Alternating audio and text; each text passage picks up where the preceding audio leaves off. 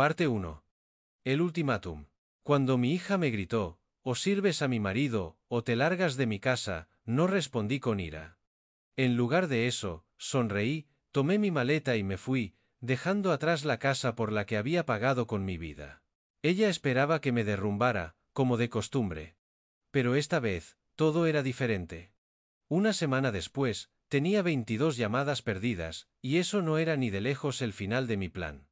Se arrepentirían de sus palabras y de sus acciones. Mis llaves aún estaban calientes en mi mano cuando empujé la puerta principal, con las bolsas de la compra cortándome las muñecas. La luz del sábado por la tarde se filtraba a través de las cortinas del salón, bañándolo todo en ese suave resplandor primaveral que normalmente me hacía sonreír. Hoy no. Hugo estaba despatarrado en mi sillón reclinable de cuero, el último regalo que me hizo Marta antes de que el cáncer se la llevara. Tenía los pies en calcetines apoyados en alto, una botella de cerveza medio vacía colgando de sus dedos. El mando a distancia descansaba sobre su barriga como si fuera el dueño del lugar, cosa que, supongo, pensaba que era. Ni siquiera levantó la vista del partido de baloncesto. Viejo. Tráeme otra cerveza de la nevera, ya que estás de pie. Dejé las bolsas de la compra lentamente en el suelo, sintiendo el peso de los cartones de leche y las hogazas de pan. Las asas de plástico habían dejado marcas rojas en mis palmas. Perdona, ¿que me has oído? Los ojos de Hugo permanecieron fijos en la pantalla de televisión. Una corona.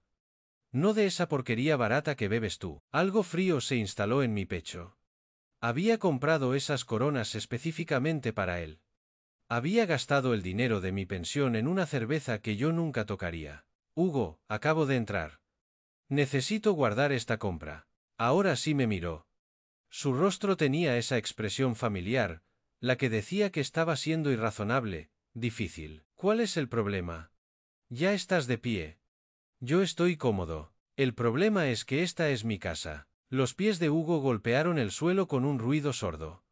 Se levantó lentamente, usando su ventaja de altura como un arma. A sus 30 años, era más grande que yo, más corpulento, pero yo llevaba lidiando con gente difícil mucho antes de que él naciera. ¿Tu casa? ¡Qué gracioso! Porque tu hija y yo vivimos aquí. Pagamos las facturas con mi dinero. ¿Detalles? ¿No? Se acercó más, con la cerveza todavía en la mano. Mira, Elías, podemos hacer esto por las buenas o por las malas. ¿Quieres seguir viviendo aquí en paz? Pues colaboras. Así de simple. La puerta de la cocina se abrió de golpe.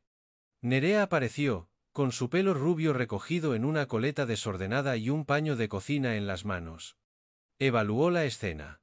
Hugo de pie sobre mí, la tensión tan espesa que se podía cortar. ¿Qué está pasando aquí? Su voz tenía ese tono de advertencia que recordaba de su adolescencia. Tu padre se está poniendo difícil, dijo Hugo sin apartar los ojos de mí. Le he pedido que me traiga una cerveza, y está montando un drama federal. Nerea me miró con decepción, como si yo fuera un niño con una rabieta. Papá, por favor, tráele la cerveza. No vale la pena discutir por esto. Pero Hugo no había terminado. Se acercó aún más. Lo suficiente como para oler el alcohol en su aliento. Verás, Elías, así es como va a funcionar esto. Vives en nuestra casa. Contribuyes. Eso significa que cuando te pido que hagas algo, lo haces. Sin preguntas, sin malas caras. Nuestra casa. Mantuve mi voz nivelada, aunque mi corazón martilleaba. Así es. Nerea se puso al lado de su marido, presentando un frente unido. Papá, tienes que decidir ahora mismo. O ayudas a Hugo y haces lo que te pide, o puedes hacer las maletas e irte. Las palabras quedaron suspendidas en el aire como humo. Miré a mi hija, buscando cualquier rastro de la niña que solía subirse a mi regazo durante las tormentas.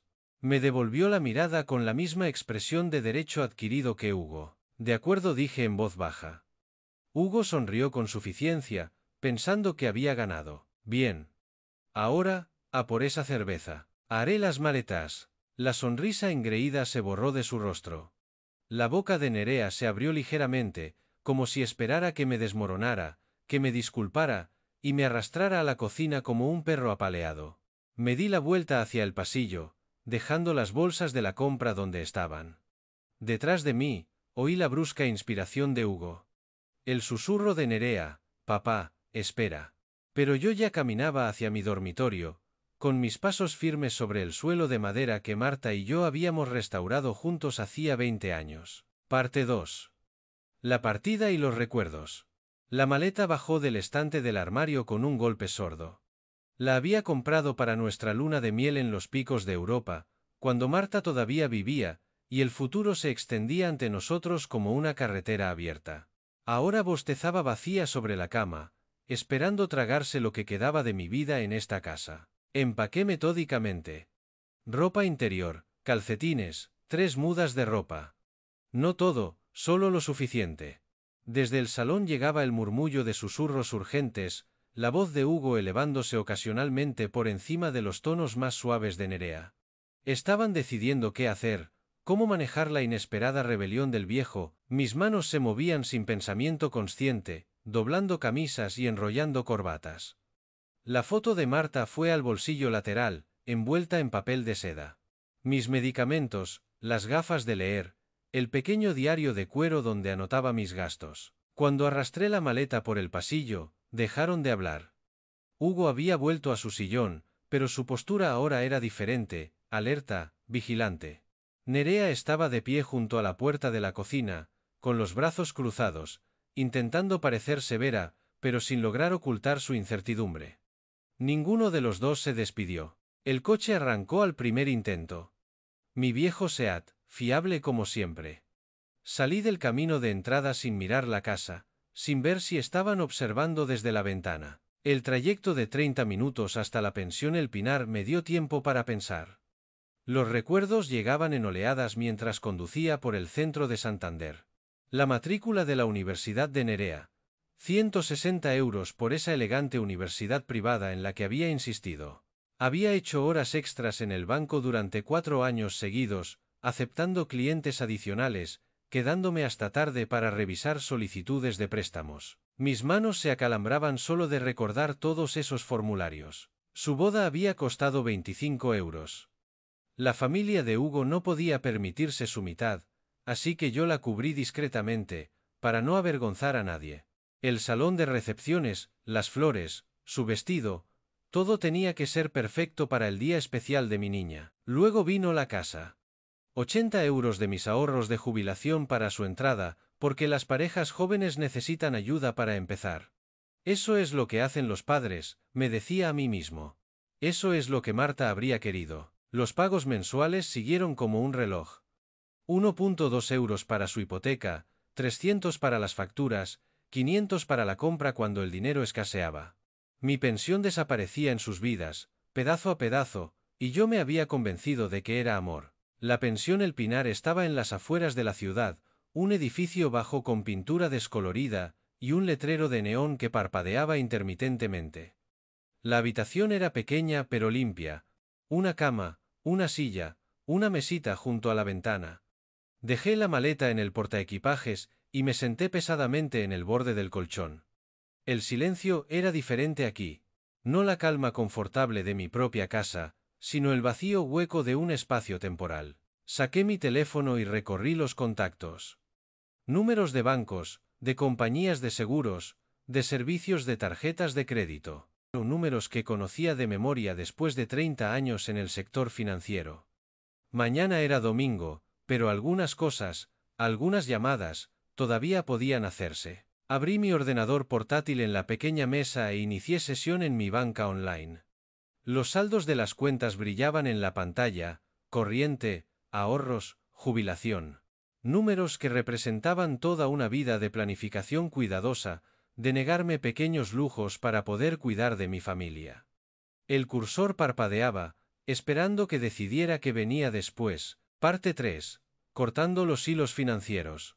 La mañana del domingo llegó gris y nublada, encajando perfectamente con mi estado de ánimo.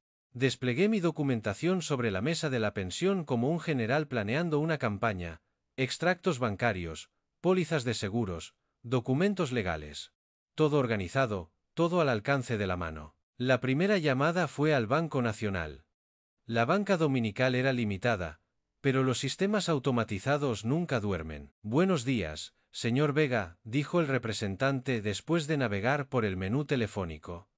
¿En qué puedo ayudarle hoy? Necesito cancelar el pago automático de la hipoteca de la calle El Pinar, número 847, de la cuenta que termina en 4729. Hubo una pausa, seguida del tecleo de un ordenador. Señor, veo que este pago ha estado activo durante 5 años. ¿Está seguro de que desea cancelarlo? Completamente seguro. ¿Puedo preguntar el motivo del cambio? Los propietarios ya no cumplen los requisitos para mi asistencia financiera. Más tecleos. Muy bien, señor Vega. El pago automático quedará cancelado con efecto inmediato. Debería recibir una confirmación por escrito en un plazo de 3 días hábiles. La segunda llamada fue más fácil. Llevaba 3 años asegurando sus 2 coches con mi póliza, el todoterreno de Hugo y el Honda de Nerea. 280 euros cada mes por vehículos que nunca conducía, por una cobertura para accidentes que yo nunca causaría. Necesito eliminar 2 vehículos de mi póliza, le dije al agente. Mi hija y mi yerno necesitarán contratar su propia cobertura. ¿Cuándo le gustaría que este cambio entrara en vigor? Hoy. Las tarjetas de crédito llevaron más tiempo. Nerea era usuaria autorizada en 3 de mis cuentas: Visa, Mastercard y la tarjeta de El Corte Inglés. 500 euros mensuales que había estado pagando por saldos que nunca había creado, por compras que nunca había hecho. Señor Vega, eliminar a los usuarios autorizados requerirá que ellos soliciten su propio crédito, explicó el representante de Visa. Los saldos pendientes seguirán siendo su responsabilidad, pero no podrán realizar nuevos cargos. Entendido, elimínelos inmediatamente. Cada llamada se sentía como quitarme un peso de encima. 30 años de experiencia bancaria me habían enseñado los entresijos de los sistemas, el lenguaje legal, los procedimientos adecuados. Todo lo que estaba haciendo estaba completamente dentro de mis derechos. El cambio en el seguro de vida requería documentación escrita, pero inicié el proceso. 100.000 euros que se suponía que irían a Nerea, dinero que había ganado para proteger el futuro de mi familia. Pero familia significaba algo diferente ahora. Para el mediodía, había hecho 8 llamadas. Pagos de hipoteca detenidos, seguros cancelados, tarjetas de crédito bloqueadas, las transferencias automáticas que habían estado desangrando mis cuentas durante años. Todo ello terminado con conversaciones educadas y números de confirmación. Me recliné en la barata silla de la pensión y miré mis notas. Números de confirmación, códigos de referencia, fechas de entrada en vigor. El rastro de papel de la independencia financiera. Mi teléfono permanecía en silencio sobre la mesa. Sin llamadas perdidas, sin mensajes urgentes. Aún no lo sabían. Probablemente no lo sabrían hasta que el primer pago fuera devuelto, hasta que la primera factura llegara con sus nombres en lugar del mío. Pero lo sabrían pronto. Cerré el portátil y me acerqué a la ventana. Al otro lado del aparcamiento, un hombre de mi edad cargaba maletas en un coche familiar, mientras su mujer dirigía la operación con una eficiencia amable, probablemente volviendo a casa después de visitar a los nietos, o quizás comenzando unas largas y pospuestas vacaciones. Envidié su fácil camaradería, la forma en que se movían el uno alrededor del otro con una familiaridad practicada. Marta y yo habíamos sido así. Mi teléfono vibró contra la mesa. Un número desconocido. Lo dejé sonar. Parte 4. La semana de la desesperación. La semana pasó tranquilamente para mí, pero aparentemente no para ellos. Me había instalado en una rutina en la pensión El Pinar, café del vestíbulo, desayuno en la cafetería de la calle y largos paseos por los barrios tranquilos de Santander. Mi teléfono acumulaba llamadas perdidas como una colección que no tenía interés en empezar. Para el miércoles, había 12 mensajes. Para el viernes, 22. Los escuché en orden cronológico, observando la progresión de la confusión a la ira y a la desesperación. Los primeros eran casi casuales. Nerea preguntando si había algún tipo de error bancario con el pago de la hipoteca. Hugo dejando mensajes breves y molestos sobre el vencimiento del seguro del coche. Pero a mitad de semana, el pánico se había instalado. Papá, ¿qué demonios está pasando? La voz de Nerea se quebraba de frustración. El banco dice que detuviste el pago automático. ¿Quieren el importe total para el viernes o iniciarán los trámites de embargo? Los mensajes de Hugo se volvieron cada vez más agresivos. Elías, tienes que arreglar esto ahora mismo. La gente me está haciendo preguntas sobre mi seguro. Nos estás haciendo quedar como unos morosos. Las últimas llamadas rozaban la súplica. Nerea llorando, prometiendo que arreglarían las cosas si tan solo les devolvía la llamada. Hugo intentando un enfoque diferente, afirmando que había sido demasiado duro, y quería enmendar las cosas. Borré cada mensaje después de escucharlo, sin sentir nada más que una leve curiosidad por su creciente desesperación. El jueves por la mañana llamaron a la puerta de mi habitación. A través de la mirilla, los vi a ambos. Nerea con un suéter arrugado, Hugo con su ropa de trabajo, ambos con aspecto de haber dormido mal. Abrí la puerta, pero no los invité a entrar. Papá, los ojos de Nerea estaban enrojecidos. Su compostura habitual, rota. Tenemos que hablar. ¿Hablar de qué? Hugo se adelantó, con el rostro enrojecido de ira. ¿Del hecho de que estás intentando arruinarnos la vida por una estúpida discusión sobre una cerveza? No estoy intentando arruinar nada, dije con calma. Simplemente ya no pago por vuestras vidas. La hipoteca, Elías. La voz de Hugo se elevó. No puedes simplemente dejar de pagarla. Esa es nuestra casa. En realidad, es mi casa. Mi nombre en la escritura. Mi firma en el préstamo. Vosotros solo erais invitados. Nerea agarró el brazo de Hugo cuando él se acercó a la puerta. Papá, por favor, ¿podemos arreglar esto? Hugo se equivocó al hablarte de esa manera, ambos lo hicimos, pero no puedes dejarnos así sin avisar, sin hablarlo. Tú me diste un ultimátum, le recordé. O haces lo que dice Hugo o te vas. Esas fueron tus palabras exactas. No lo dije con esa intención. Sí, lo hiciste, miré a mi hija, viendo a una extraña con su rostro, dijiste cada palabra. Simplemente no esperabas que eligiera la segunda opción. Hugo intentó un enfoque diferente, su voz artificialmente tranquila. Mira, todos dijimos cosas que no queríamos decir. Pero estás hablando de nuestro hogar, nuestro crédito, nuestras vidas enteras. No puedes quitarnos la alfombra de debajo de los pies de esta manera. Puedo y lo he hecho, empecé a cerrar la puerta. Queríais que me fuera. Me fui. Queríais manejar vuestras propias vidas. Ahora podéis hacerlo. Papá, espera. La voz de Nerea se quebró. ¿Y la familia? ¿Qué hay de todo lo que hemos pasado juntos? Hice una pausa, mirando su rostro desesperado. Por un momento, recordé a la niña que solía ayudarme a rastrillar las hojas en otoño, que me traía dientes de león que había cogido del jardín. Pero esa niña había crecido y se había convertido en alguien que podía quedarse impasible mientras su marido humillaba a su padre en su propio salón. La familia funciona en ambos sentidos, cariño, dije en voz baja. Pasé 5 años cuidando de vosotros. Cuando llegó el momento de que me cuidarais a mí, lo elegisteis a él en su lugar. La falsa compostura de Hugo se rompió. Viejo loco de... ¿Puedo llamar a la policía si sigues levantando la voz? Interrumpí.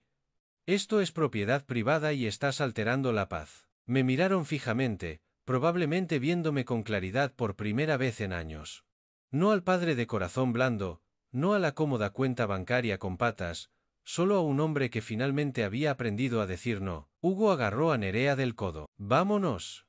Ya solucionaremos esto nosotros. Caminaron de regreso a su coche, la arrogancia de Hugo reemplazada por una postura encorvada y preocupada. Nerea miró hacia atrás por encima del hombro como si estuviera viendo a un extraño. Los vi marcharse, y luego cerré la puerta y volví a mi ordenador portátil. Todavía quedaban llamadas por hacer, cuentas por cerrar. El trabajo de desmantelar una relación estaba lejos de terminar. Parte 5. La revelación del fraude. Necesitaba un café y la oportunidad de pensar con claridad. La cafetería central siempre había sido mi refugio cuando Marta vivía. Nos encontrábamos allí después de sus citas con el médico, y compartíamos un trozo de tarta de manzana mientras hablábamos de naderías. El martes por la mañana, caminé las 3 manzanas familiares, mi aliento visible en el aire fresco de la montaña.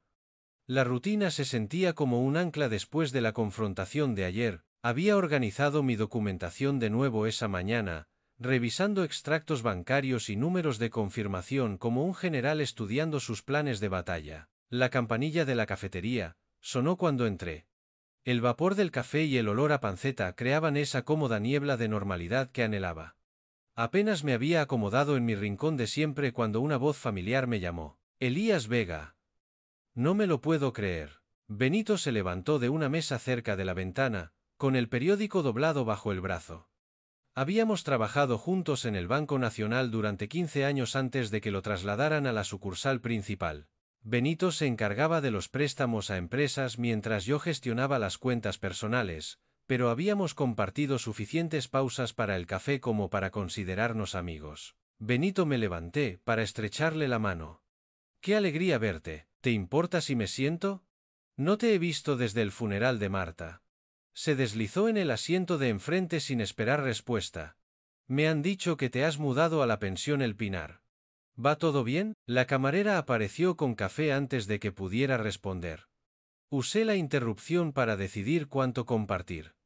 Benito era un hombre de confianza, pero también era un banquero con obligaciones profesionales. Asuntos de familia, dije finalmente. Necesitaba algo de espacio para pensar. Benito asintió lentamente, estudiando mi rostro. Ese yerno tuyo intentó jugárnosla en el banco hace unos meses. Mi taza de café se detuvo a medio camino de mis labios. ¿Qué tipo de jugada? Quería un préstamo con garantía hipotecaria sobre tu casa. 50 euros. La expresión de Benito se ensombreció. Afirmaba que era su propiedad. Trajo documentación y todo. El ruido ambiental de la cafetería pareció desvanecerse. ¿Mi casa? ¿Dijo que era dueño de mi casa? Eso es. Tenía unos papeles que parecían oficiales a primera vista, pero cuando hicimos la búsqueda en el registro de la propiedad. Benito negó con la cabeza. Todo volvía a ti, por supuesto.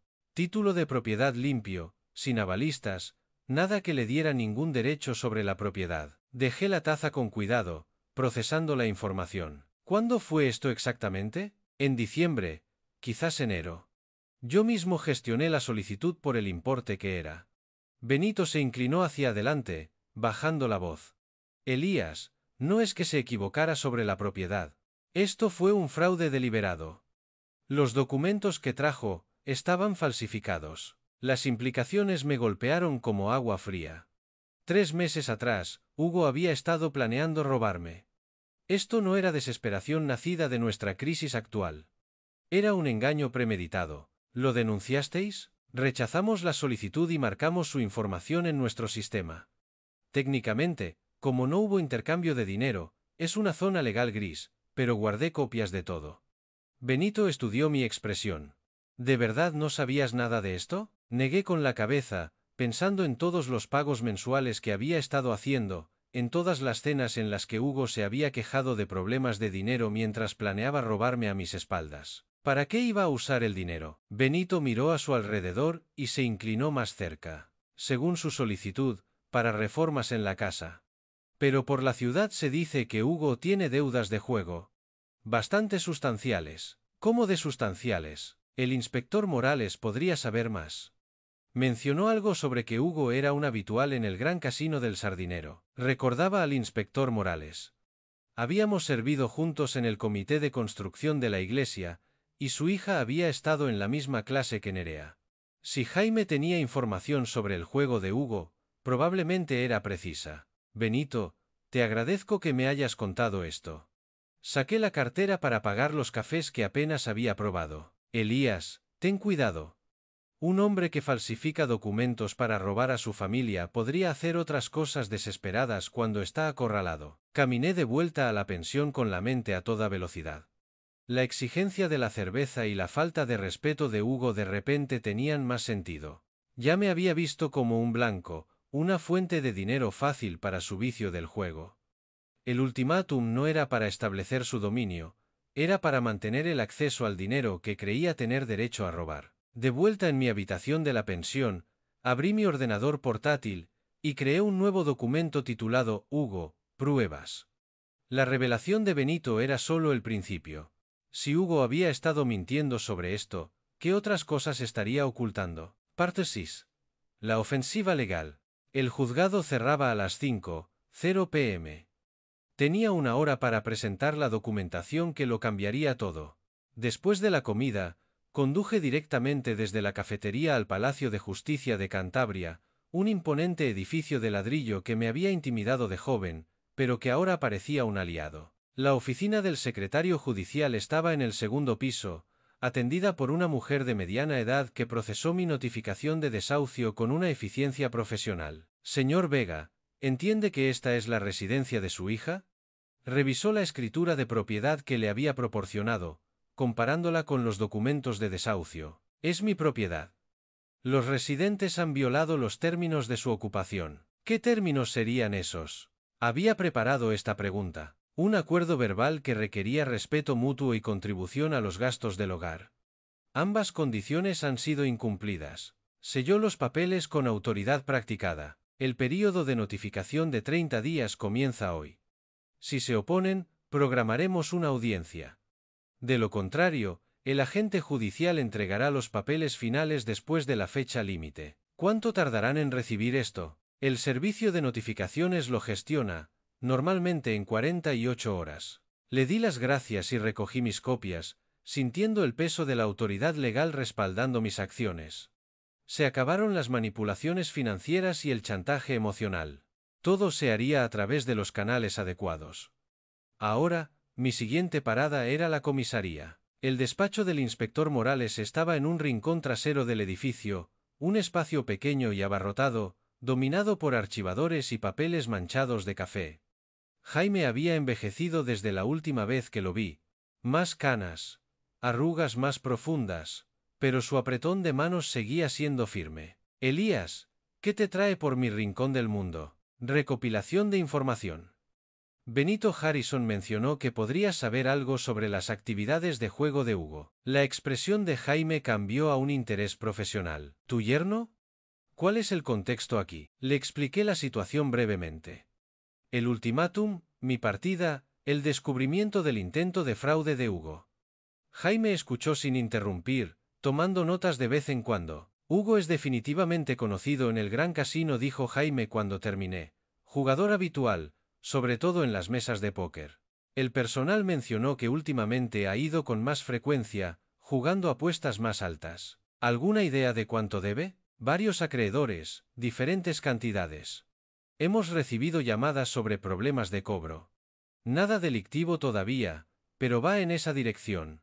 Calculo un total de 18 a 20 euros. Las cifras me dejaron atónito.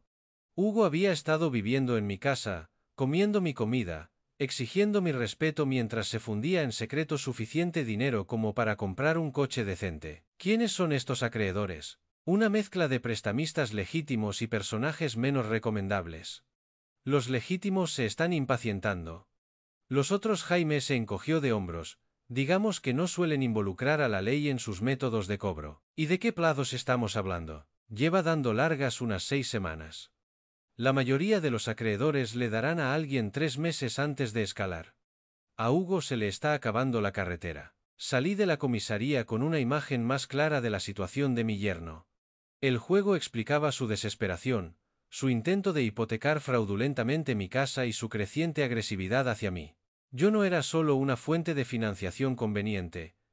Era su única esperanza de evitar consecuencias graves. Esa noche, me senté en mi habitación de la pensión revisando el progreso del día.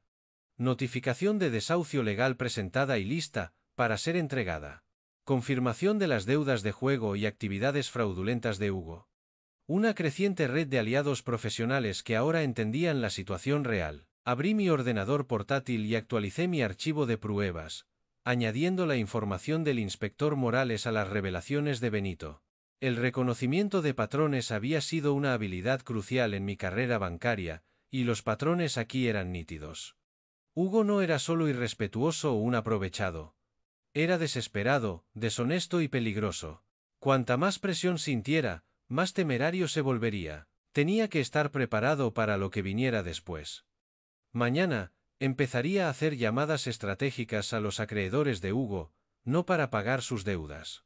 Esas consecuencias eran suyas, pero sí para asegurarme de que conocieran su verdadera situación financiera, incluyendo el hecho de que no tenía ningún derecho legal sobre mi propiedad.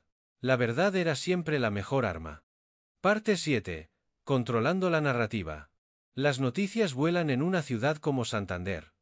Para el viernes, me di cuenta de que era hora de controlar la narrativa. Mi primer encuentro ocurrió en la oficina de correos, donde la señora Henderson, del comité de envíos de la iglesia, me acorraló cerca de la máquina de sellos. Era una de esas mujeres que coleccionaba información como otros coleccionan recetas, siempre dispuesta a compartir lo que había aprendido. Elías querido, he oído cosas preocupantes sobre problemas familiares.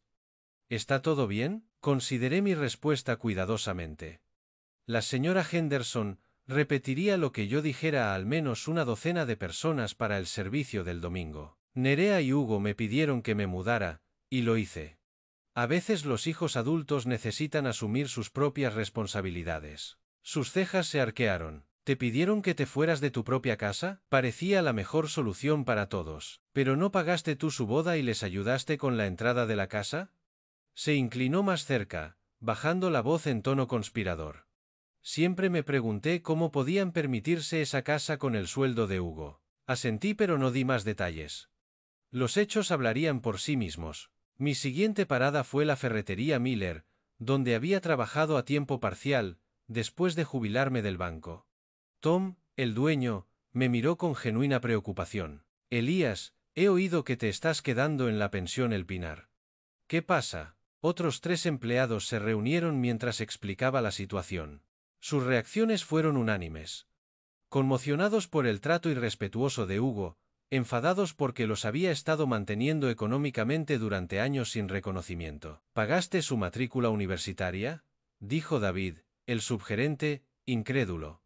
Hugo le dijo a todo el mundo que su familia política era adinerada. Dijo que os estaban ayudando con los pagos de la hipoteca. Hugo dijo muchas cosas que no eran ciertas, repliqué con calma. La expresión de Tom se endureció. Eso explica por qué siempre parecía tener dinero, pero nunca aceptaba hacer horas extras.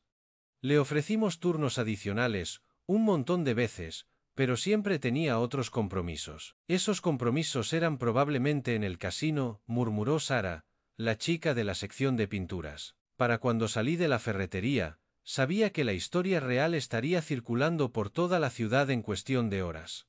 La red de un pueblo pequeño era más eficiente que cualquier campaña publicitaria. Mi tercera parada fue la parroquia de San Marcos, donde el padre Williams preparaba los servicios del fin de semana.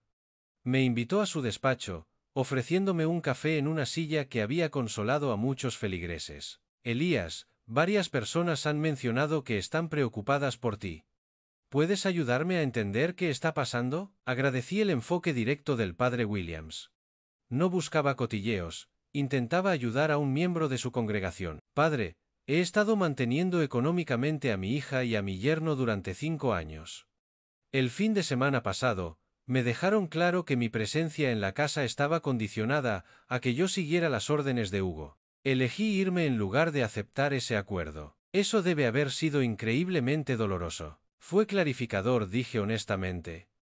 Quiero a mi hija, pero no seré tratado como un sirviente en mi propia casa. El padre Williams asintió pensativamente. A veces, amar a alguien significa permitirle enfrentar las consecuencias de sus elecciones.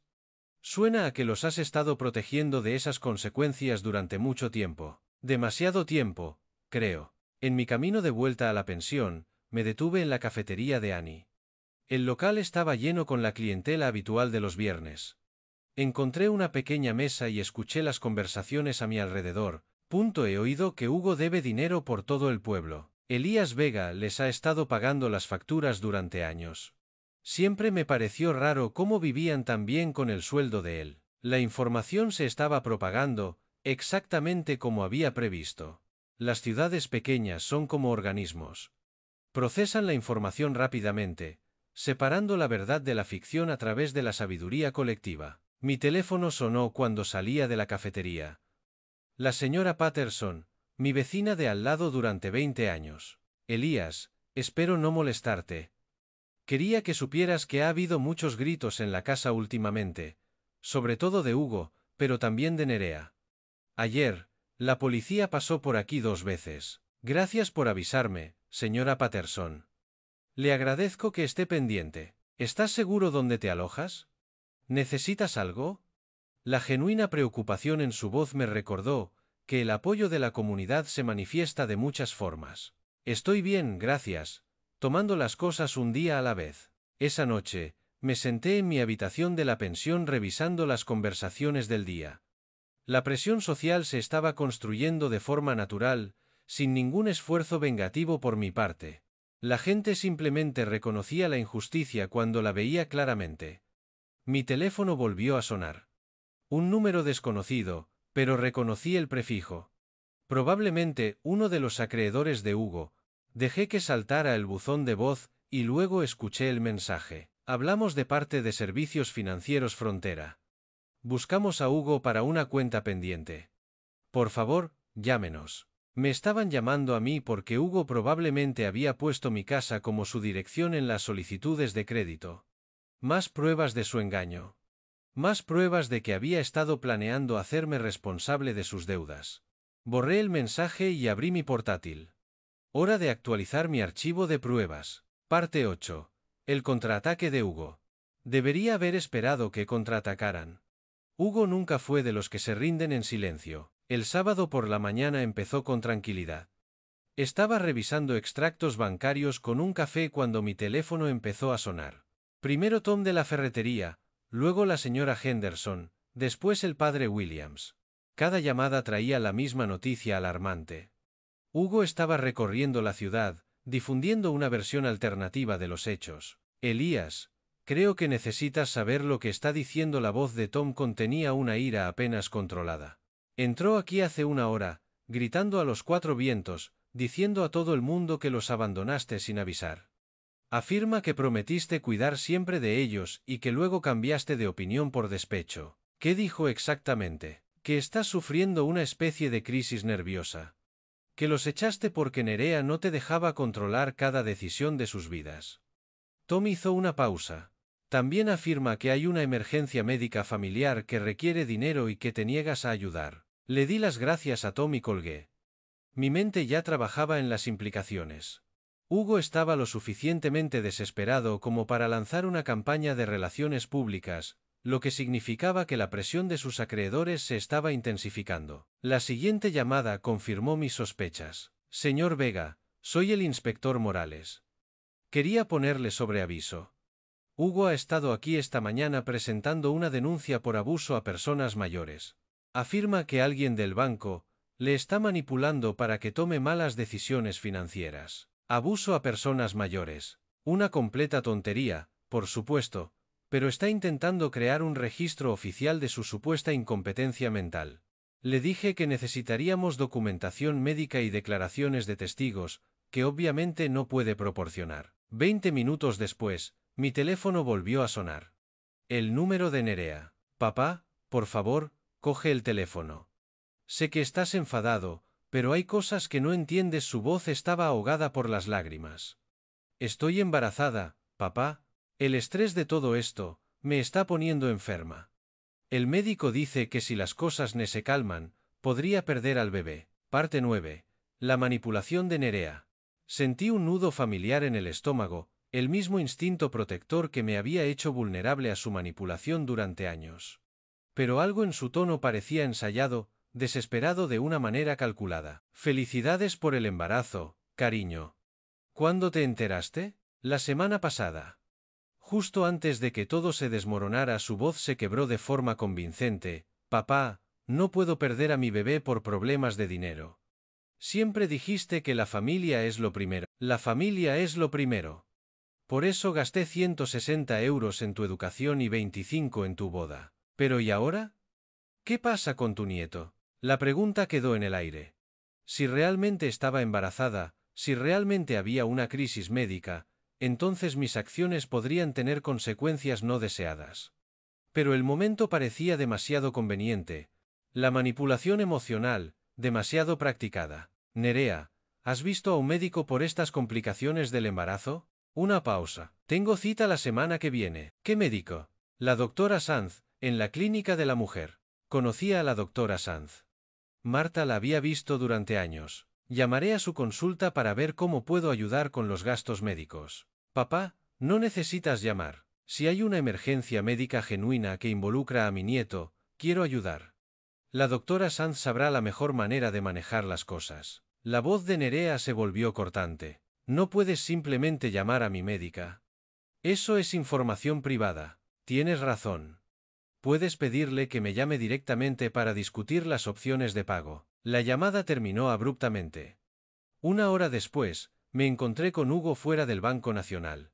Estaba hablando en voz alta con cualquiera que quisiera escuchar, su voz con ese tono agresivo que había aprendido a reconocer. Ha perdido la cabeza, decía Hugo a un pequeño grupo de clientes.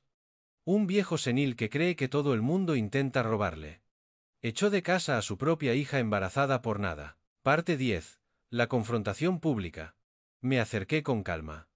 La multitud me vio antes que Hugo, los rostros girándose en mi dirección, las expresiones cambiando al reconocer al sujeto de la perorata de Hugo. Hugo se dio la vuelta bruscamente, con el rostro enrojecido. Ahí está, el hombre que abandonó a su propia familia. Hola, Hugo, mantuve mi voz nivelada. ¿Cómo va la situación de las deudas de juego? La acusación lo golpeó como un puñetazo. Varias personas en la multitud murmuraron entre sí, las piezas de un rompecabezas encajando. ¿Estás loco?, tartamudeó Hugo. No sé de qué hablas. 18 euros, según el inspector Morales. Del gran casino del Sardinero, sobre todo en las mesas de póker. Miré a la multitud reunida. Es increíble cuánto dinero puede perder alguien cuando no paga sus propios gastos. El rostro de Hugo pasó del rojo al morado. Se acercó, usando su altura como un arma. Viejo senil de... Puedo documentar cada euro que he gastado en mantenerte durante 5 años, interrumpí. ¿Puedes documentar tú a dónde fueron tus nóminas? La multitud escuchaba atentamente ahora, procesando esta nueva información. Hugo se dio cuenta de que había perdido el control de la narrativa. «Vámonos», gruñó, abriéndose paso entre la gente.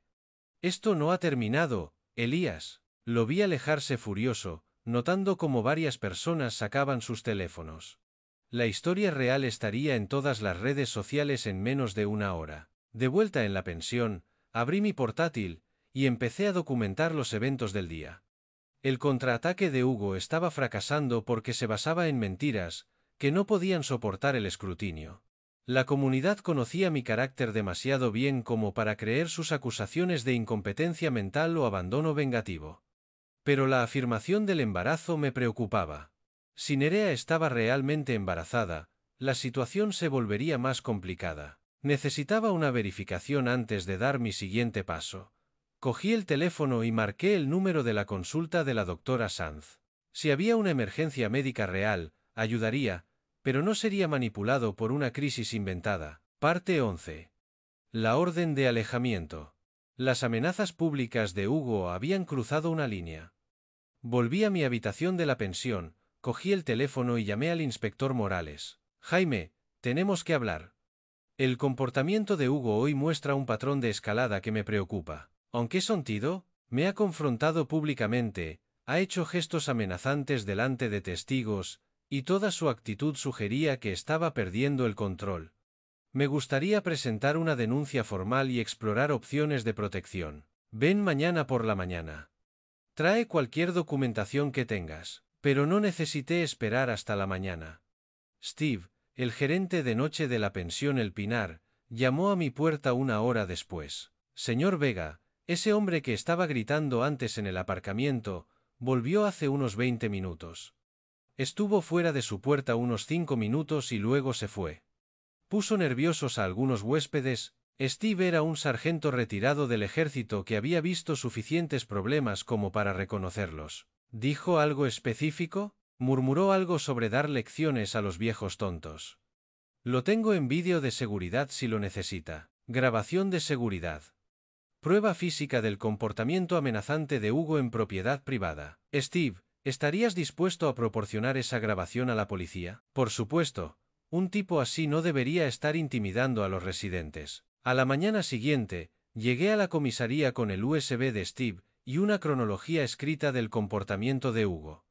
El inspector Morales lo revisó todo con minuciosidad profesional. «Elías, esto muestra un claro patrón de intimidación.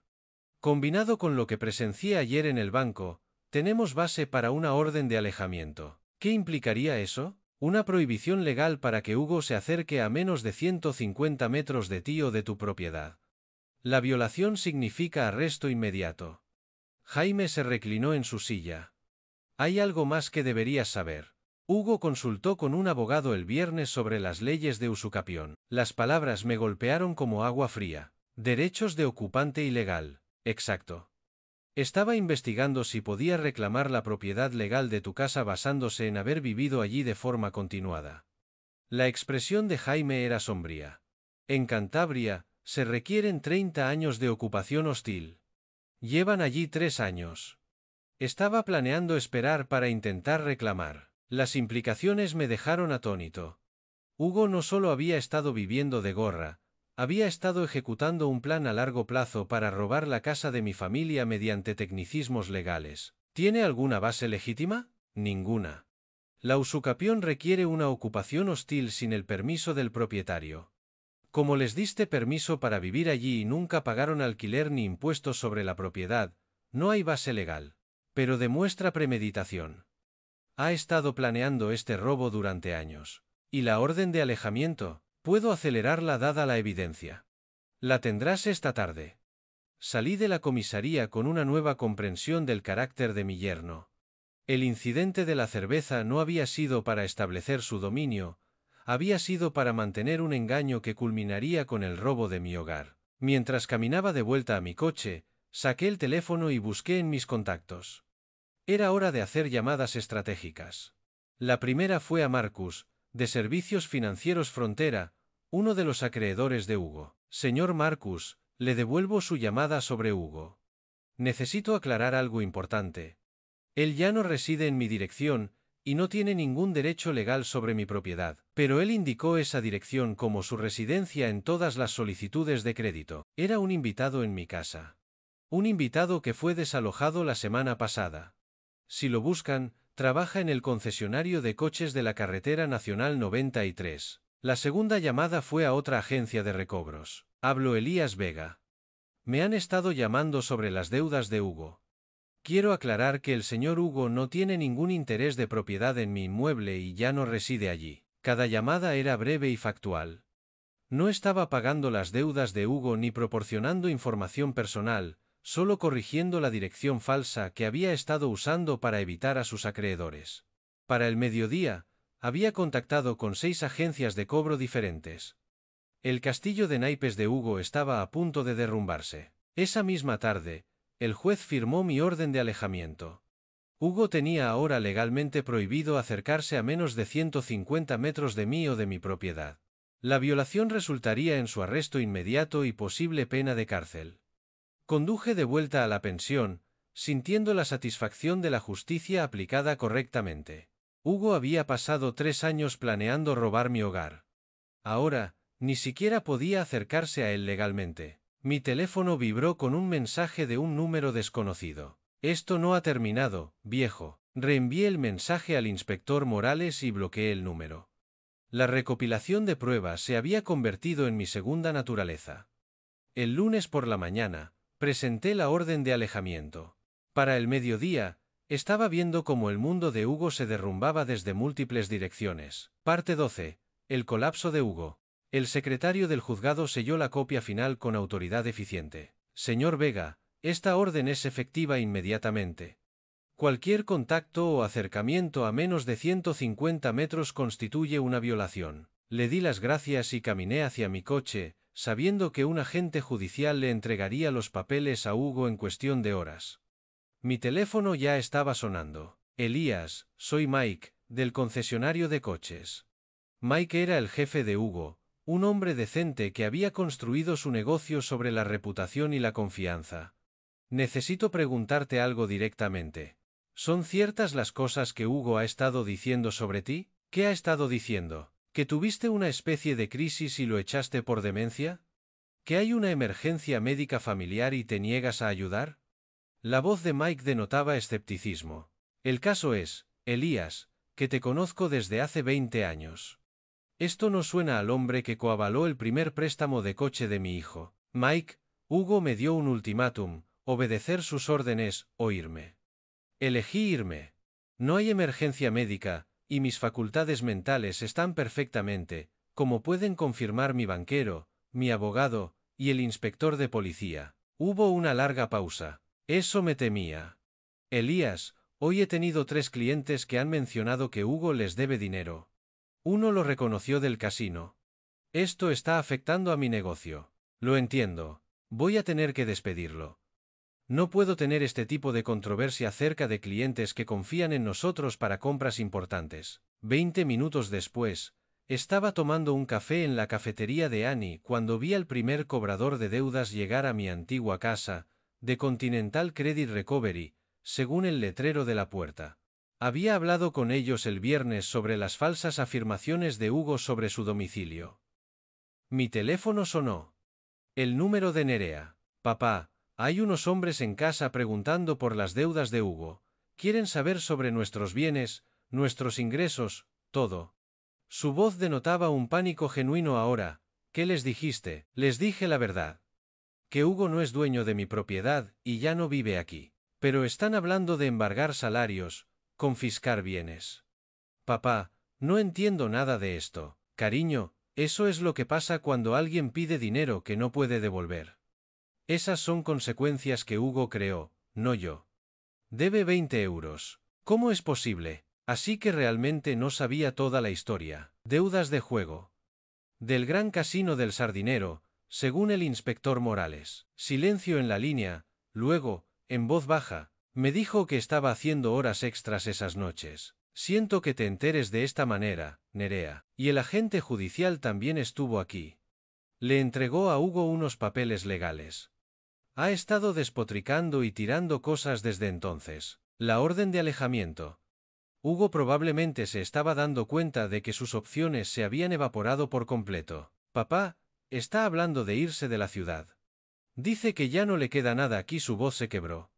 ¿Qué se supone que debo hacer? Tomar decisiones basadas en quién es Hugo realmente, no en quién esperabas que fuera. Esa tarde, aparqué al otro lado de la calle de mi antigua casa, y observé el caos. 3 vehículos de acreedores diferentes habían visitado la casa durante el día. La señora Patterson, mi vecina, me saludó con tristeza. Había estado observando la situación con la preocupación de una buena vecina. A través de la ventana del salón, pude ver a Hugo y Nerea discutiendo. Sus gestos eran agresivos, desesperados. Los de ella parecían defensivos, asustados. El matrimonio de cuento de hadas, construido sobre mis cimientos financieros, se desmoronaba a medida que la realidad se abría paso. Mi teléfono vibró. Un mensaje de Steve, de la pensión El Pinar. Ese tipo intentó entrar en el edificio de nuevo. Le hablé de la orden de alejamiento. Se fue, pero estaba muy enfadado. Reenvié el mensaje al inspector Morales. Hugo estaba violando la orden de alejamiento apenas unas horas después de haberla recibido. Su desesperación lo estaba volviendo temerario, lo que lo hacía peligroso, pero también predecible. Un hombre desesperado, con deudas de juego, sin trabajo y con problemas legales, tenía opciones limitadas. Podía enfrentar sus responsabilidades como un adulto, o podía huir. Y conociendo el carácter de Hugo, la huida parecía lo más probable. Conduje de vuelta a la pensión El Pinar, considerando las implicaciones. Si Hugo huía de la ciudad para escapar de sus acreedores, ¿qué pasaría con Nerea? ¿Se iría con él, eligiendo la lealtad a un hombre que la había engañado durante años? ¿O por fin lo vería con claridad y tomaría una decisión diferente? Fuera cual fuera su elección, las consecuencias eran de ellos. Había pasado 5 años protegiéndolos de la realidad. Esa protección había terminado el día en que me pidieron que eligiera entre mi dignidad y sus demandas. Yo había elegido la dignidad. Ahora les tocaba a ellos elegir su propio camino. Parte 13. La última oportunidad de Nerea. Después de 2 días viendo su desesperación desde la distancia, fue suficiente. Llamé a Nerea el miércoles por la mañana, y le dije que nos viéramos en la cafetería, solo ella. No puedo dejar a Hugo solo ahora mismo, papá. Lo está pasando muy mal con todo lo que está pasando. Entonces no tenemos nada de qué hablar. La orden de alejamiento significa que no puedo estar cerca de él de todos modos. Hubo una larga pausa. ¿Dónde quieres que nos veamos? En la cafetería central, a las 2, en el rincón del fondo. Una mesa donde podamos hablar en privado. Llegué temprano y elegí la mesa que daba la espalda a la calle. Quería que esta conversación se centrara en las palabras, no en miradas preocupadas a los coches que pasaban. Cuando Nerea llegó, parecía mayor de sus 28 años. Tenía líneas de estrés alrededor de los ojos y jugueteaba nerviosamente con la correa de su bolso. Se deslizó en el asiento de enfrente y empezó a hablar de inmediato. Papá, sé que estás enfadado, pero Hugo ha perdido su trabajo, y estos cobradores de deudas no nos dejan en paz. El teléfono suena constantemente. Se presentan en la puerta exigiendo un dinero que no tenemos. Esperé a que terminara y luego hablé con calma. Te ofrezco una oportunidad para terminar esto con algo de dignidad, Nerea. ¿Qué quieres decir? Un reconocimiento público de la verdad. Una revelación completa de cuánto os he mantenido, y una explicación honesta de por qué me fui. Su rostro se sonrojó. ¿Quieres que me humille delante de todo el pueblo? Quiero que digas la verdad. Hay una diferencia. ¿Qué tipo de reconocimiento? Había pasado 2 días pensando exactamente en lo que la justicia requería. Un anuncio en la iglesia el domingo, durante el tiempo de los testimonios. Una carta al director del diario Montañés. Una publicación en Facebook visible para todas nuestras conexiones mutuas. Detalles completos sobre la matrícula de la universidad, los costes de la boda, los pagos de la hipoteca, y el ultimátum que me hizo irme. Papá, la gente pensará que tuviste un padre que te quiso lo suficiente como para sacrificar su seguridad de jubilación por tu felicidad, y que lo diste por sentado hasta que lo perdiste. Nerea miró fijamente su café intacto. Hugo ya no forma parte de ninguna ecuación que me involucre. La orden de alejamiento es permanente. Si decides seguir casada con él, es tu decisión. Pero significa elegirlo a él por encima de cualquier relación conmigo. Me estás pidiendo que elija entre mi marido y mi padre. Te estoy pidiendo que elijas entre un hombre que me amenazó y un hombre que te crió. El hecho de que veas esas opciones como equivalentes me dice todo sobre lo mucho que nos hemos distanciado. Se quedó en silencio por un largo momento, procesando las implicaciones. ¿Y la casa? Ha estado en nuestra familia por generaciones. Irá a la iniciativa de vivienda para veteranos de Cantabria. 3 familias de veteranos vivirán allí. Gente que entiende lo que significan el servicio y el sacrificio. Las palabras la golpearon como un puñetazo. El testamento ya está cambiado, atestiguado, firmado y archivado con mi abogado. Incluso si haces todo lo que te he pedido a la perfección, la casa no volverá a ti. Esa decisión es final. ¿Por qué? Porque necesito saber que cualquier reconciliación entre nosotros se basa en el amor, no en expectativas de herencia.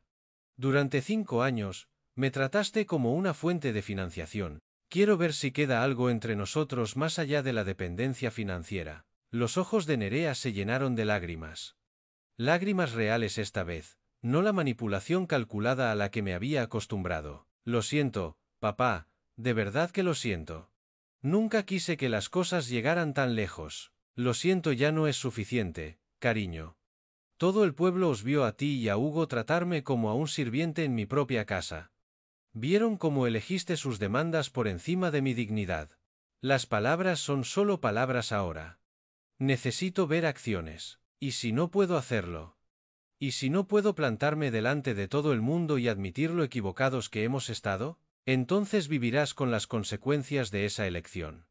Hugo probablemente se irá de la ciudad para escapar de sus acreedores. Los hombres como él siempre huyen cuando las cosas se ponen difíciles.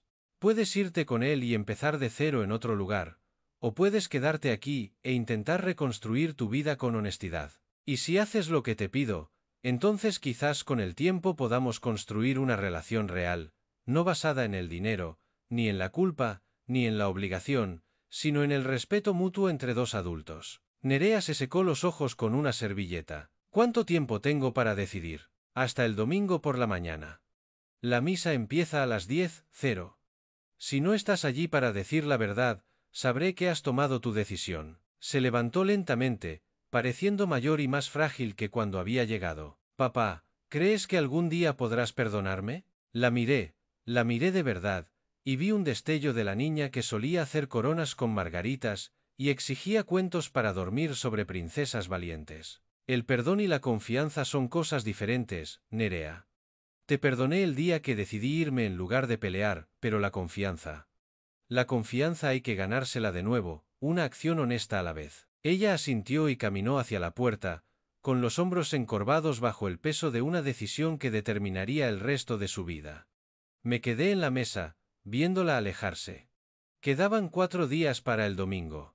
Para entonces, sabría si mi hija tenía el coraje de elegir la verdad por encima de la comodidad, la responsabilidad por encima de la lealtad a alguien que nunca la había merecido. Parte 14. La confesión y la redención. El domingo por la mañana llegó claro y frío. Entré en la parroquia de San Marcos, preguntándome si Nerea encontraría el valor para decir la verdad. La iglesia estaba más llena de lo habitual. Se había corrido la voz de que habría algún tipo de anuncio familiar. Me senté en mi banco de siempre, 3 filas desde el frente, y esperé. El padre Williams comenzó la misa con los himnos y las lecturas de siempre, pero podía sentir la energía de anticipación de la congregación. Cuando llegó el momento de los testimonios, Nerea se levantó desde la última fila. Parecía pequeña mientras caminaba por el pasillo central, pero sus pasos eran firmes. En el atril, se agarró a los bordes y miró a los rostros que había conocido toda su vida. Necesito deciros a todos algo importante sobre mi padre. Su voz resonó clara en la silenciosa iglesia. Durante los últimos 5 años, Elías Vega nos ha estado manteniendo económicamente a mi marido y a mí. Pagó 160 euros por mi educación universitaria cuando podría haber ido a una universidad pública. Pagó 25 euros por mi boda cuando la familia de Hugo no podía permitírselo. Murmullos recorrieron la congregación.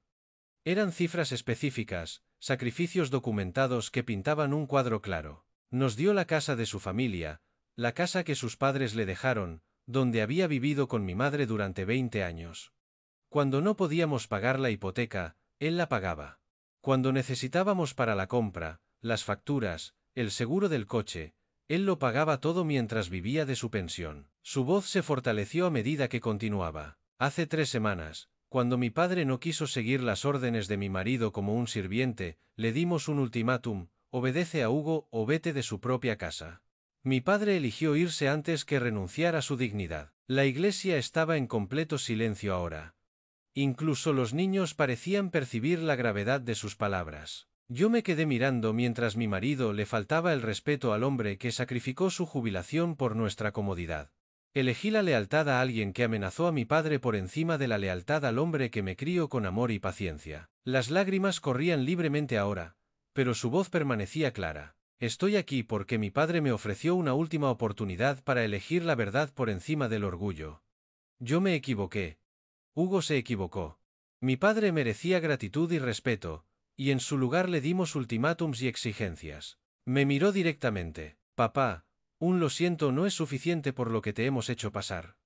Pero espero que sea un comienzo. La congregación estalló en murmullos de apoyo mientras Nerea volvía a su asiento. El padre William se acercó al atril con lágrimas en los ojos. A veces, el mayor coraje es admitir nuestros errores públicamente.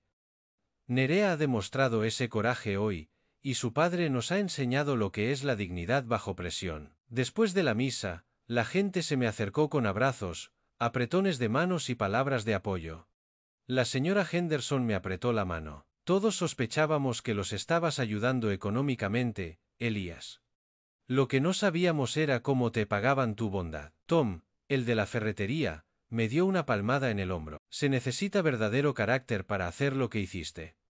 Poner límites no es fácil cuando la familia está involucrada, pero el momento más significativo llegó cuando Nerea se me acercó fuera de la iglesia. La carta a El Diario Montañés saldrá el miércoles. La publicación en Facebook la subo esta noche. Hizo una pausa. Hugo se fue de la ciudad ayer. Hizo la maleta mientras yo estaba en el trabajo y desapareció. Sin dirección, sin nota, nada. No me sorprendió. Hombres como Hugo siempre huyen cuando se enfrentan a las consecuencias. Siento que tu matrimonio haya terminado así. Yo no, dijo en voz baja. He solicitado el divorcio esta mañana. Descubrí que había estado usando mis tarjetas de crédito para jugar sin decírmelo. Las deudas son peores de lo que pensábamos. Parte 15. Un nuevo comienzo. 3 meses después, estaba en el jardín delantero de la que fue la casa de mi familia, viendo a 3 familias de veteranos mudarse a las viviendas de transición, que la iniciativa de vivienda para veteranos de Cantabria había creado. La casa había sido reformada en apartamentos separados, permitiendo a cada familia tener su privacidad mientras compartían zonas comunes. La sargento María Santos, recién regresada de una misión, dirigía a sus 2 hijos hacia el parque infantil donado por los negocios locales. Señor Vega, esta oportunidad lo es todo para nosotros. Gracias por elegir a los veteranos para este regalo. Los veteranos entienden el sacrificio, repliqué. Esta casa debería servir a gente que realmente se lo ha ganado. Mi propia vida se había asentado en rutinas pacíficas en la cabaña junto al lago que había comprado, con el dinero que ya no fluía hacia una dependencia ingrata. Café por la mañana en la terraza con vistas al embalse del Ebro, pesca por la tarde, lectura por la noche, placeres sencillos que se sentían lujosos después de años de estrés financiero y drama familiar. La cabaña era pequeña pero perfecta para mis necesidades. 2 dormitorios, una cocina donde podía cocinar de verdad en lugar de comer constantemente en restaurantes, y un embarcadero para mi pequeña barca de pesca. Mi teléfono vibró con un mensaje de Nerea. Papá, llevo 3 meses en terapia y estoy aprendiendo mucho sobre relaciones sanas. ¿Podríamos intentar tomar un café alguna vez?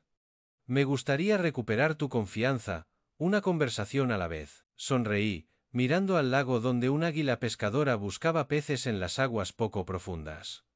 Nerea había cumplido su palabra sobre los reconocimientos públicos. La carta del periódico había sido exhaustiva y honesta. La publicación en Facebook había generado docenas de comentarios de apoyo de miembros de la comunidad que finalmente entendían la historia real. Y lo que es más importante, estaba asumiendo la responsabilidad de reconstruir nuestra relación en lugar de esperar el perdón sin esfuerzo. Le respondí, el café suena bien. El sábado por la mañana en la cafetería. Su respuesta fue inmediata. Allí estaré. Y papá, gracias por no rendirte conmigo del todo. Dejé el teléfono a un lado y observé cómo el águila se elevaba del agua con un pez entre sus garras. A veces, la paciencia y la dignidad eran recompensadas, incluso cuando la carga parecía infinita. El sol se ponía sobre las montañas, pintando la superficie del lago de oro y naranja. A lo lejos, podía oír a los niños reír en el complejo de viviendas para veteranos, familias construyendo nuevas vidas en el hogar donde yo había aprendido la diferencia entre la generosidad y la permisividad. Justicia servida, dignidad preservada y, quizás, solo quizás, una hija lista para recuperar la confianza de su padre a través del esfuerzo honesto en lugar de la manipulación emocional. Había merecido la pena la espera,